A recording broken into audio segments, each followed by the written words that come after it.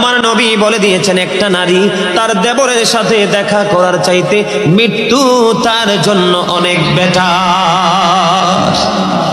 একজন নারী আর একজন পুরুষ বন্ধু, যে আমার নবী বলে দিয়েছেন যাদের স্বামী দেশের বাহিরে থাকে অথবা বাড়ি থাকে বউ, স্বামী থাকে অন্য জেলায়, ওই নারীদেরকে নবী উপদেশ দিয়েছে তোমরা সুন্দর পোশাক পরো না, ভালো করে সাজগোজ করিও না, কারণ অন্য কোনো পুরুষের নজর তোমার দিকে পড়তে পারে।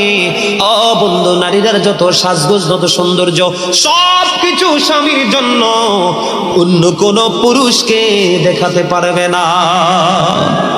নবী যখন জান্নাতের দিকে নজর দিলেন, চাইয়া দেখলেন বেশিরভাগই পুরুষ। নবী যখন জাহান্নামের দিকে নজর দিল, বেশিরভাগই বন্ধু চাইয়া দেখলো নারী, আর বেশিরভাগ নারী জাহান্নামে যাবে শুধু পর্দায় না থাকার কারণে। নারীদের জান্নাত বন্ধু একেবারে সোজা বল